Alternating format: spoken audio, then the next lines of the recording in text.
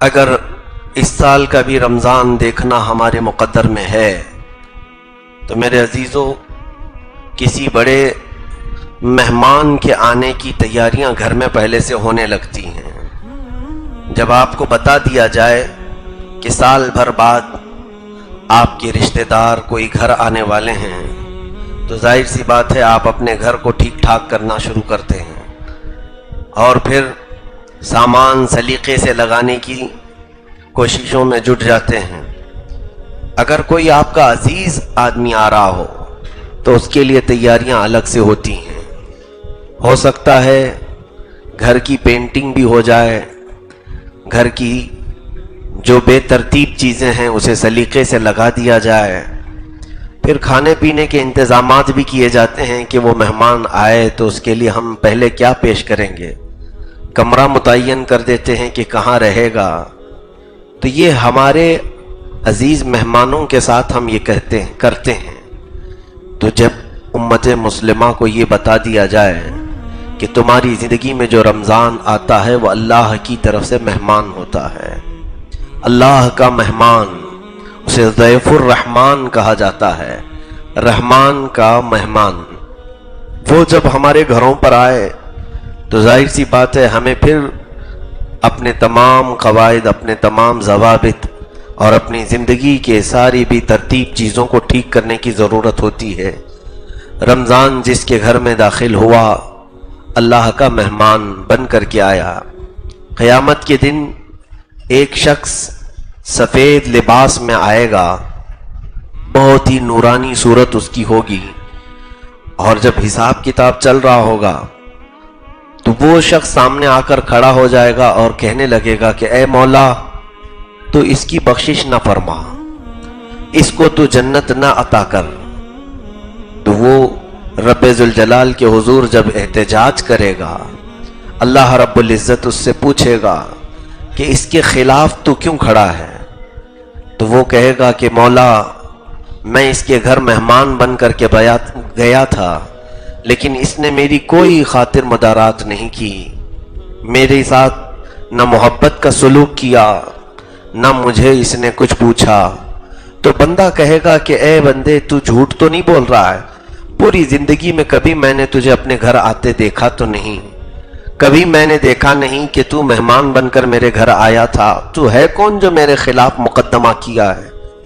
تو اللہ رب العزت خود فرمائے گا اے بندے یہ جھوٹ نہیں بولتا، یہ ماہ رمضان ہے، آج اسے شکل دی گئی ہے، یہ خوبصورت حسین نوجوان کی شکل میں جو آج آیا ہے یہ میری طرف سے تیرے گھر بھیجا جاتا تھا ہر سال، اور اس نے تیرے خلاف آج مقدمہ کیا۔ قسم رب ذوالجلال کی، جس کے خلاف قرآن اور رمضان آ گئے وہ جنت میں کبھی جا نہیں سکے گا، بلکہ فرمایا گیا کہ جنت کی خوشبو بھی اسے قریب سے نہیں گزاری جائے گی۔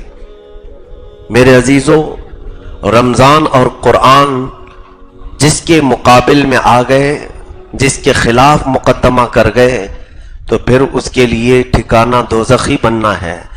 اس لیے کبھی بھی رمضان کی بے حرمتی نہ ہونے پائے۔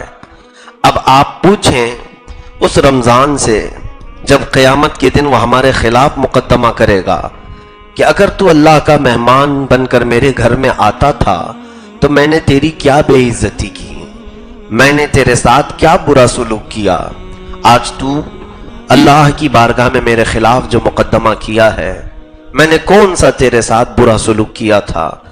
رمضان جواب دے گا کہ اے بندے جب تیرے گھر تیرے رشتہ داروں میں سے کوئی مہمان بن کر آتا ہے تو اس کے لیے کشادہ ہو جاتا ہے، پھیل جاتا ہے، گھر صاف کرنے لگتا ہے، بے ترتیب چیزوں کو ترتیب دیتا ہے، لیکن جب میں آیا تو تیرے گھر میں برائیاں ویسی کی ویسی تھیں، تیرے گھر کے اندر ناچ گانے تو ویسی ہی تھے، تیرے گھر کے اندر دن میں کھانا پینا ویسی ہی جاری تھا، تیرے گھر کے اندر رات میں گانے بجانے کے ساتھ قرآن کو بند کر کے لہو و لعب فضول واہیات میں بیٹھنا ویسی ہی تھا۔ کیا تیرے گھر تیرا رشتہ دار مہمان بن کر آتا ہے، کیا تو اپنے گھر کی زمین کبھی صاف نہیں کرتا، کچرا ویسی پڑا رہتا ہے؟ تو یہ رمضان کی حجت ہے جو ہمارے ساتھ ہوگی، رمضان کا مقدمہ ہوگا جو ہمارے ساتھ ہوگا۔ میرے عزیزوں، آج بہت سارے لوگوں کو جب یہ کہا جائے رمضان کی تیاری کرو تو سب کے دماغ میں سب سے پہلی چیز یہ گونج جاتی ہے کہ اب راشن بھرنا ہوگا، پورے مہینے کا سامان لے کر کے آئیں، افطاری کی چیزیں کیا کیا لگتی ہیں فروٹ لے کے آ جائیں، اور پھر گھر میں دسترخوان کی ضرورت ہے، پلیٹ چمچ کی ضرورت ہے۔ یہ تمام چیزوں کے انتظامات کا نام رمضان کی تیاری نہیں۔ رمضان کی تیاری اسے کیا ہے؟ اس طرح کی تیاریاں تو شادی کی بھی ہوتی ہیں، اس طرح کی تیاریاں آپ کے گھر کے فنکشن کی بھی ہوتی ہیں۔ رمضان کی تیاری میں لوگ کپڑوں کی خریداری کو سمجھتے ہیں کہ اب بازار میں جلد سے جلد ہم کپڑے خریدیں۔ یہ تمام ظاہری تیاریاں ہیں جو اسباب کے ساتھ متعلق ہیں، لیکن رمضان جس کی صفائی چاہتا ہے وہ تمہارے آنکھوں کی صفائی ہے، تمہارے دلوں کی صفائی ہے، تمہارے زبان کی صفائی ہے، تمہارے ہاتھ و پیر کی صفائی ہے، تمہارے گھر کے ماحول کی صفائی ہے۔ کیا مسلمان یہ نہیں کر سکتا کہ اللہ کا مہمان آ رہا ہے، میرے گھر آج سے ٹی وی بند ہو جائے، میرے گھر جو فضول واہیات ہوتے ہیں اس کو میں کسی طرح بند کر دوں، شرم تو کروں، اللہ کا مہمان میرے گھر آنے والا ہے۔ باقی ان لوگوں سے میرا کوئی کلام نہیں، میرا خطاب، میرا بیان ان لوگوں سے نہیں جن کا تعلق اللہ سے ہے ہی نہیں، جو اللہ رب العزت سے کوئی محبت نہیں رکھتا، ان سے میرا یہ کلام نہیں ہے۔ عزیزان گرامی، تاریخ تو یہاں تک بتاتی ہے ایک مجوسی تھا، آگ کا پجاری، زندگی بھر اس نے آگ کی پوجا کی، آگ کی پوجا کرتے کرتے مر گیا۔ اس شہر میں جو ایک بڑے قطب تھے، ولی کامل تھے، انہوں نے خواب میں دیکھا کہ وہ جنت میں ٹہل رہا ہے، جنت کے باغیچوں میں وہ ٹہل رہا ہے۔ اس سے انہوں نے سوال کیا کہ تو آگ کی پوجا کرتے کرتے زندگی بتا گیا، تیرا جنت سے کیا تعلق؟ اس مجوسی نے، آگ کے پجاری نے جواب دیا، اے اللہ والے، یقیناً میں نے زندگی پوری کفر و شرک میں بتا دی، ختم کر دی، صرف ایک بات میری زندگی میں ایسی آئی تھی کہ میں مسلمانوں کے رمضان کا بڑا ادب کرتا تھا۔ میرا بیٹا ایک دن بازار میں کھا رہا تھا رمضان کے وقت، تو میں نے زوردار اس کے چہرے پر تھپڑ مارا اور کہا، کمبخت، تجھے معلوم نہیں یہ مسلمانوں کا رمضان ہے، اس میں سارے لوگ بھوکے رہتے ہیں، وہ کھاتے پیتے نہیں، تجھے معلوم نہیں رمضان کو وہ اللہ کا مہمان سمجھتے ہیں، تو علل اعلان بازار میں کیسے کھا رہا ہے؟ میرے بچے نے کھانا پینا پھینک دیا اور توبہ کر لیا۔ بس میں اگرچہ کافر تھا، مشرک تھا، لیکن مسلمانوں کے سامنے پورے رمضان میں کبھی کھاتا پیتا نہیں تھا۔ تو جب میری موت قریب آئی تو ایک حسین نوجوان میرے سامنے آیا، میں بستر پر تھا، اس حسین نوجوان کے پاس بہت ساری میٹھی چیزیں تھیں اور جنت کی خوشبوئیں دکھا رہا تھا۔ میں نے پوچھا کہ اے نوجوان، مجھے تیرے ہاتھ میں جو ہے وہ چاہیے۔ اس نے کہا، بس میں رمضان ہوں، اگر تو ایک بار اللہ پر ایمان لے آئے تو میں یہ ساری چیزیں تجھے دلاتا ہوں۔ تو نے میرا ادب کیا تھا، تو نے میرا احترام کیا تھا، اس لیے تیری موت سے پہلے میں تیرے پاس آیا ہوں تجھے بتانے کے لیے کہ یہ جو جنت کی خوشبو تو میرے پاس دیکھ رہا ہے، یہ جو میٹھی چیزیں، مشروبات تو دیکھ رہا ہے، یہ اس کے لیے ہے جو ایمان پر انتقال کرتا ہے۔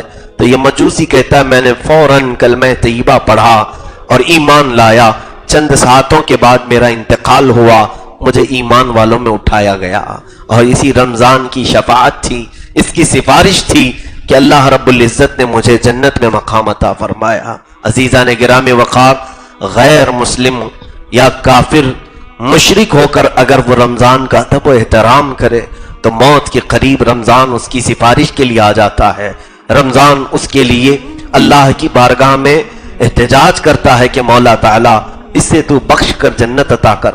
لیکن ہمارے معاشرے میں بعض لوگوں نے اس کو آپشنلی سمجھا ہے، روزے کو کیا سمجھتے ہیں؟ آپشنلی ہے، بلکہ یہ پوچھتے بھی ہیں تیرے کتنے روزے ہوئے، تیرے کتنے روزے ہوئے، کیوں یہ پوچھا جاتا ہے؟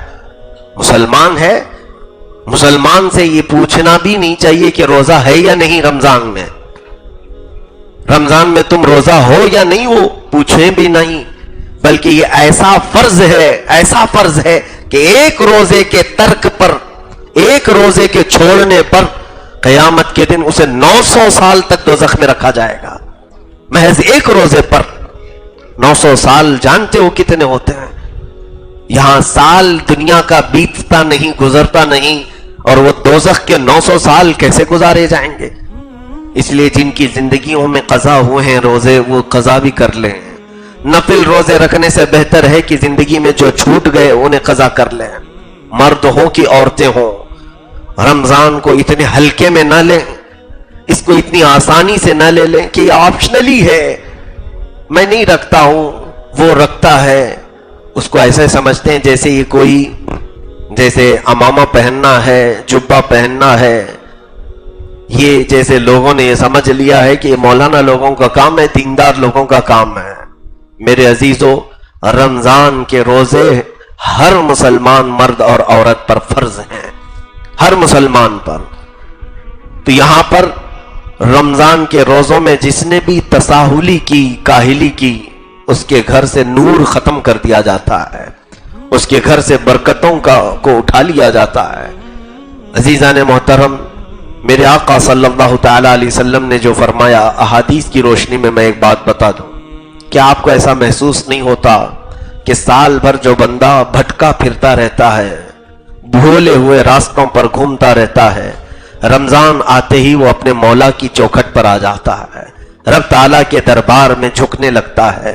ایسے ایسوں کو ہم نے دیکھا جو سال بھر نہیں آتے تھے، لیکن رمضان کے چاند دکھتے ہی مسجدیں کھچا کھچ بھر جاتی ہیں، تراویح میں، فجر کی نمازوں میں، مغرب میں، افطار میں، یہ جو ہجوم آتا ہے مسجدوں کا، پھر سال بھر وہ دیکھنے کو منظر نہیں ملتا۔ اس کی وجہ کیا ہے؟ یہ رمضان کا اس قدر احسان ہے ہمارے اوپر کہ بچھڑے ہوئے لوگوں کو یہ رحمان سے ملا دیتا ہے، مولا سے قریب کرتا ہے۔ جو بندے دور دراز جا چکے میرے مولا سے، انہیں پھر واپس کھینچ کر کے لاتا ہے۔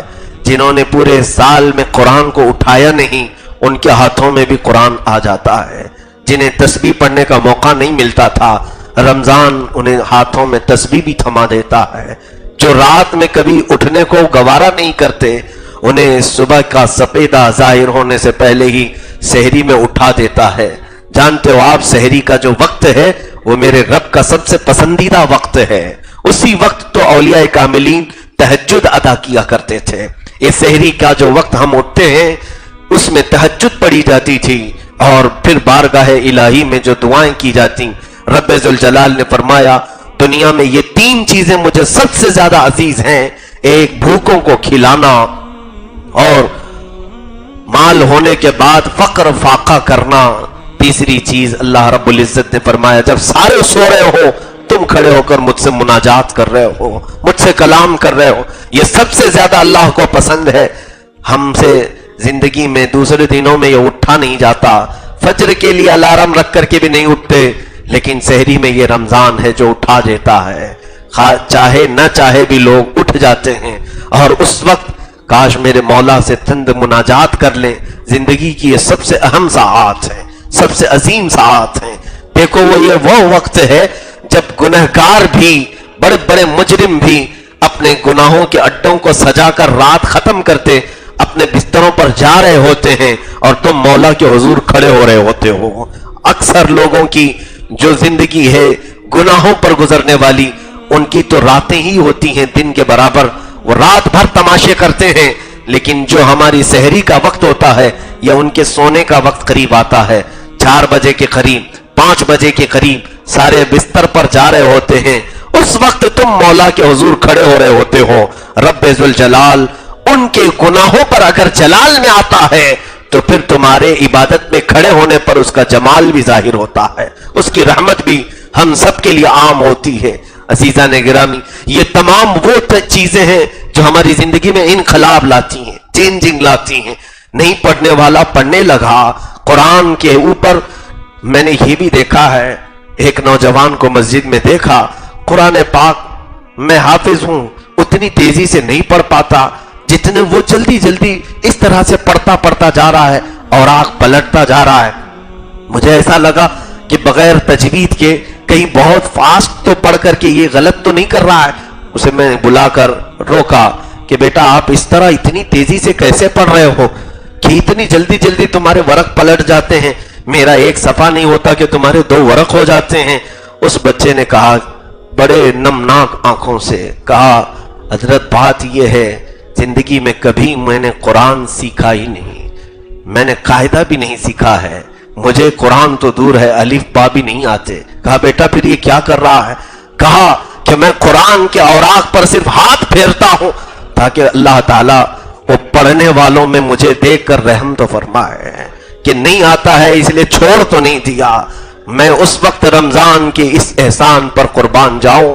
عزیزان گرامی، یہ وہ پاک مہینہ ہے جو بھولے بھٹکوں کے ہاتھوں میں بھی قرآن تھما دیتا ہے، جسے نہیں آتا اسے بھی پکڑا دیتا ہے۔ تراویح کے وقت ارے میاں یہاں سال بھر عشاء کی نماز پڑھنا بھاری پڑتا ہے لوگوں کو، ہیں کتنی رکعت؟ 4 رکعت فرض نماز امام کے پیچھے کبھی لوگوں کو لمبی لگتی ہے، لیکن ہے کہ یہ رمضان ہے جو ایک پارہ سننے پر بھی تمہیں اکتاہٹ نہیں دلاتا۔ 20 رکعتیں پڑھ لیتے ہو اور پھر وہ بھی مزے سے پڑھتے ہیں۔ میں ان لوگوں کی بات نہیں کرتا جن کو نماز سے شغف نہیں، تعلق نہیں، جن کا مسجدوں میں دل نہیں لگتا، لیکن اکثر میجورٹی ہماری الحمدللہ رمضان میں مسجدوں کو آباد کرتی ہے۔ میں آپ سب سے گزارش کر رہا ہوں جنہوں نے مسجدوں کو زینت کے طور پر اپنی عبادتوں سے سجایا ہے، کیا یہ رمضان کی چینجنگ نہیں ہے؟ یہ رمضان کا انقلاب نہیں ہے؟ کیا یہ رمضان کے بدلنے والے حالات نہیں ہے؟ کیا ہمارے لیے وہ قوت پیدا کر کے دیتا ہے رمضان کہ ہم 20 رکعت تک بھی پیچھے کھڑے رہتے ہیں؟ میں محسوس کرتا ہوں، آپ کی مسجد میں تو جانتے ہیں آپ 2 یہاں پر امام ہوتے ہیں تراویح کے لیے۔ میں برسوں سے الحمدللہ ابھی شاید 20واں سال ہوگا میری تراویح کا، انشاءاللہ رب ذوالجلال زندگی کی آخر سانس تک مجھے قرآن پاک کے ساتھ شغف اور تراویح کے ساتھ تعلق قائم رکھنے کی توفیق عطا فرما۔ میں نے محسوس کیا تھا تقریباً 18 سال تک میں کسی کے ساتھ شیئر نہیں کیا ایک رکعت بھی۔ میں 20 پڑھاتا ہوں تو پڑھاؤں گا، میں نے کبھی شیئر نہیں کیا تھا، اور پڑھانے کے وقت کبھی اندازہ نہیں ہوتا پیچھے لوگ کیا کہہ رہے ہیں۔ ہمیں تو اپنے مسلح کی فکر ہے، ایک حافظ قرآن کو کئی چیزوں کی توجہ دینی رہتی ہے، رکعتوں کو بھی دماغ میں رکھنا ہے، قرآن کے صفحات کو بھی، آیتوں کو بھی، اور اس کے علاوہ وقت کا خیال رکھنا ہے، اور پھر تجوید کا خیال رکھنا ہے، اور پھر ایک آیت ادھر سے ادھر مل نہ جائے اس کا خیال رکھنا ہے۔ پہلی رکعت میں کیا پڑھا تھا، دوسری میں سجدوں کے بعد بھول نہ جائے اس کا خیال رکھنا ہے۔ اب کون سی رکعت میں ہیں ہم، سجدے میں جانے کے بعد پہلی میں ہے کہ دوسری میں، یہ تمام چیزوں کے خیال میں پیچھے کا خیال آتا نہیں ہے۔ کتنے لوگ کھڑے ہیں، کس کے اوپر کیا بیت رہی ہے، کون اش اش کر رہا ہے، اس کا خیال ایک حافظ قرآن کو نہیں آتا، لیکن سننے کو ملتا ہے۔ کچھ لوگ پریشان، کچھ لوگ تعریف، بہرحال لیکن اب احساس ہونے لگا جب یہاں میں نے تراویح پڑھایا، 10 مولانا پڑھاتے ہیں، 10 میں پڑھاتا ہوں، تب اندازہ ہونے لگا کہ پیچھے کھڑے ہونے کا بھی ایک الگ علم ہوتا ہے، پیچھے کھڑے ہونے کا ایک الگ اس کی کیفیت ہوتی ہے۔ پڑھانے کے وقت اندازہ نہیں ہوتا تھا، پیچھے کھڑے ہو کر پڑھنے میں ایک الگ اندازہ ہوتا ہے کہ خاموش اتنی دیر تک کھڑا ہونا یہ سب کے بس کی بات نہیں۔ تب پھر احساس ہوا اتنے سالوں تک جو ہمارے پیچھے پڑھ رہے ہیں یہ اپنے سے پڑھ نہیں رہے، رمضان انہیں کھڑا کر کے رکھا ہے۔ رمضان کا یہ احسان ہے کہ ان کے اندر اکتاہٹ کو ختم کرتا ہے، ملال کو ختم کرتا ہے، بے چینی اور بیزارگی کو نکال دیتا ہے۔ باقی دنوں میں کھڑے ہو کر کے دکھاؤ، کوئی 20 رکعت کیا 4 رکعت میں مسجدوں کی صفیں خالی ہو جائیں گے۔ عزیزان گرامی، اس پاکیزہ مہینے کی ہر ساعت اور ہر لمحہ ہمیں مولا سے قریب کرنے والے راستے دکھاتی ہے۔ رب تبارک و تعالیٰ کے حضور کتنے ایسے لوگ ہیں جو رمضان میں پوچھنے کے لیے آتے ہیں، مسائل جتنے رمضان میں پوچھے جاتے دوسرے دنوں میں نہیں پوچھے جاتے۔ اسی لیے میرے مولا نے فرمایا کہ اے محبوب، میرے بندے میرے بارے میں سوال کرتے ہیں آپ سے کہ ہمارا مولا ہے کہاں۔ کہ چند صحابہ آئے حضور صلی اللہ علیہ وسلم کی بارگاہ میں سوال کرنے، یہی اسی صفحے میں قرآن کی جو آیت میں نے تلاوت کی، شہر رمضان الذی انزل فیہ القرآن، اسی میں یہ آیت بھی آئی ہے۔ اللہ تبارک و تعالیٰ فرماتا ہے کہ یسألونک عبادی عنی فإنی قریب، یعنی اے محبوب آپ سے میرے بندے پوچھ رہے ہیں کہ میں کہاں ہوں۔ یہ سوال کب آیا تھا جانتے ہیں آپ؟ صحابہ کرام یہ رمضان کے موقع پر ظاہر سی بات ہے ایک طلب ہوتی ہے بندے کو کہ میرا مولا ہے کہاں، یہ بندہ پوچھنے کے لیے آتا ہے. تب رب نے بھی جواب کیا دیا، اے محبوب ان سے فرما دیں فإنی قریب، میں بہت قریب ہوں تم سے. اجیب دعوت الداعی اذا دعانی، جب جب تم مجھ سے بات کرتے ہو میں تمہارا جواب بھی دیتا ہوں، جواب بھی دیتا ہوں. اذا دعانی فلیستجیبوا لی ولیؤمنوا بی، تم مجھی کو پکارو اور مجھ پر ہی یقین رکھو. اللہ تعالیٰ فرماتا ہے، آپ کو میں نے شاید وہ حدیث بھی بتائی، جب بندہ سورہ فاتحہ بھی پڑھتا ہے مولا تعالیٰ کی طرف سے جواب آتا ہے الحمدللہ رب العالمین. جب بندہ تلاوت میں مشغول ہے اس کا مطلب ہوتا ہے تمام تعریفیں اللہ کے لیے جو عالمین کا، تمام جہانوں کا پالنے والا ہے.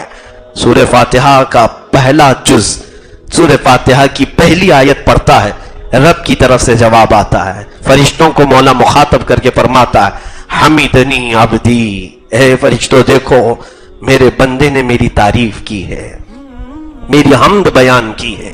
الرحمن الرحیم، جب بندہ رحمان اور رحیم کہتا ہے اسے مولا فرماتا ہے اثنانی عبدی، میرے بندے نے میری ثنا بیان کی ہے. مالک یوم الدین، قیامت کے دن کا مالک بندے کی زبان سے نکلا. رب ذوالجلال فرماتا ہے مجدنی عبدی، فرشتے دیکھو میرا بندہ مجھے بزرگ کہہ رہا ہے، میرا بندہ مجھے برتر کہہ رہا ہے، عظیم کہہ رہا ہے. تو رب تعالیٰ کی طرف سے ہمارے ہر آیت پر جواب ہے. وہ قرآن میں فرماتا ہے اجیب دعوت الداعی، جب جب پکارنے والا پکارتا ہے تو میں جواب دیتا ہوں. یہ اور بات ہے کہ ہماری سماعت رب ذوالجلال کی نداؤں کو سن نہیں پاتی. اللہ عز و جل کے حضور موسیٰ کلیم اللہ علیہ الصلوۃ والتسلیم نے یہ سوال بھی کیا تھا کہ مولا تجھے پکارنے والے ہر طرح کے ہیں، اچھے لوگ بھی پکارتے ہیں، برے لوگ بھی پکارتے ہیں، گنہگار بھی پکارتے ہیں، پرہیزگار بھی پکارتے ہیں، کیا تو سب کا جواب دیتا ہے؟ کہا ہاں موسیٰ میں ہر بندے کی پکار کا جواب دیتا ہوں. کیسے دیتا ہے مولا؟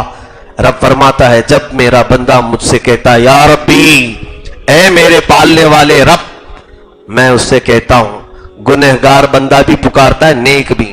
جب نیک بندہ مجھ سے یہ کہتا ہے میں اس کے جواب میں کہتا ہوں لبیک یا عبدی، اے بندے بول میں حاضر ہوں، تجھے کیا چاہیے؟ لبیک کا مطلب ہوتا ہے میں حاضر ہوں.